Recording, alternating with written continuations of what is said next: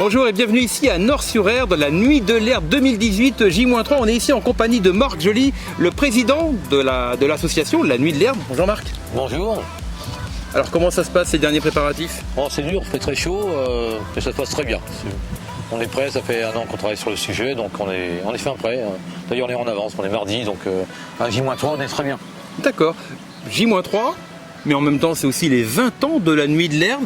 Alors les 20 ans de la Nuit de l'Herbe, 20 ans c'était comment la première année? Un petit souvenir? Un grand souvenir, c'était une scène, un groupe électrogène. Donc aujourd'hui c'est 2 scènes, 23 groupes de musique et 23 groupes électrogènes. D'accord, c'était qui le groupe à l'époque? C'était Trian pour une première avec l'organisation de l'époque, sans téléphone, sans internet, sans un seul fax. On avait 44 points de vente dans le département. Il fallait les démarcher, récupérer des billets. Une non-considération de ce qu'on allait faire, on ne savait pas du tout. On improvisait entièrement. On avait fait près de 9000 entrées ce soir-là. Très très bien. 20 ans, 9000 entrées, un seul groupe. Aujourd'hui donc 23 groupes, combien d'entrées? 23 groupes, 45 000 entrées, 3 jours, donc le carton est rempli. Pour nous ça va être une belle édition. Au régional, on est dans les 10 premiers, quoi.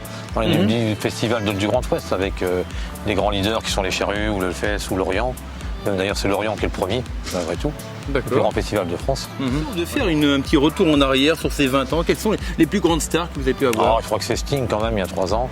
Sting était la pointure internationale, une variété de rock la plus haute en prestations. On a fait aussi du Prodigy, on a fait du Chemical Brothers, on a fait Manu Chao, on a fait des artistes français aussi reconnus, des Benabar, des Aldebert, c'est plus petit, mais des Jean-Louis Aubert, Bertignac, les Insus, on a fait du monde. Festival, le 2018, qu'est-ce qu'on retrouve là ce soir, ces 3 soirs? Ces 3 soirs, vendredi on fait une soirée plutôt rock électro avec Justice, avec The Hive, avec Asava Vidal.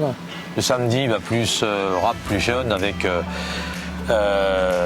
Orelsan, avec Alto G, avec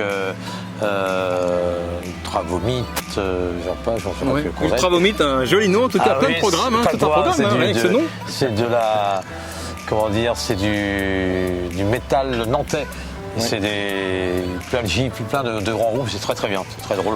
Il y a des grands groupes, mais vous faites aussi appel à beaucoup de groupes locaux comme Tramp Expérience aussi. Tramp Expérience, c'est un groupe local, c'est Nort-sur-Erdre. On a Roman Gaume aussi de Nantes, qui est très très bien. Ultravomit c'est nantais, c'est pas des gros groupes. C'est ça qui est intéressant aussi, on fait du développement. C'est pour montrer que la Nuit de l'Herbe est ouverte à tous. Il n'y a pas que des Sting, il y a aussi faire que des Sting. Donc il faut bien qu'on partage le plateau avec des artistes de renommée, c'est obligatoire pour remplir, pour asseoir notre festival, et des artistes locaux, parce que c'est aussi fortement intéressant de développer la culture régionale et locale.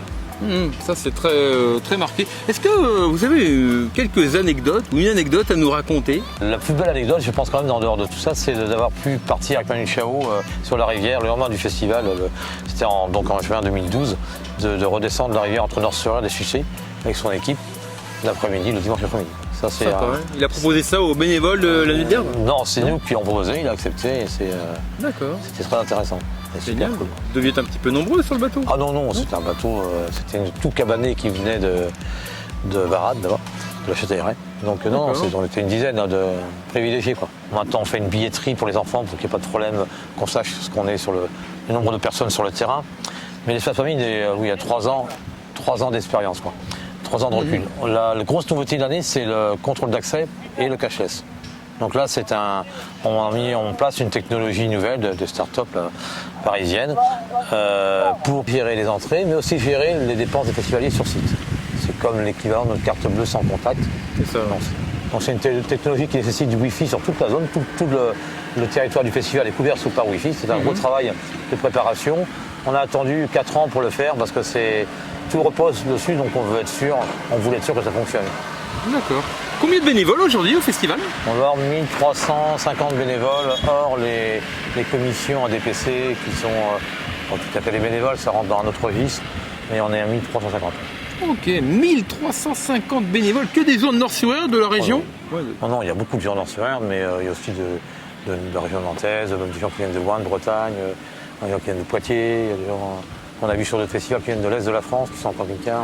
On travaille, nous, constamment pour améliorer les conditions des bénévoles, c'est-à-dire que comme on gère toute la restauration et les bars, donc là, les bars, si on veut regarder là-bas, on voit des choses intéressantes où on a mis en place des systèmes Oui, on va pour voir que ça tout à les l'heure. bars et que les bénévoles des bars soient moins sollicités, moins pénibles. Et on est en train aussi, on a réfléchi beaucoup sur la restauration pour que les process soient plus linéaires, plus simples et avoir des équipements industriels pour aller plus vite. On est un festival de bénévoles, on a quand même des salariés au sein du groupe, et on est monté en puissance parce qu'on a pu avoir des programmations importantes qui fédèrent du monde. On a toujours dans les programmations des noms qui peuvent attirer les plus anciens. On voit bien que la nuit de l'herbe, c'est ouvert à tous. C'est ouvert de à toute tous, manière. voilà. C'est ouvert à tout. Eh ben, merci beaucoup Marc pour cette interview. Et puis je vous laisse à la continuité de la, Ah oui, des parce qu'on a préparatifs. un peu de travail, un peu de poussière. Hein. Ouais.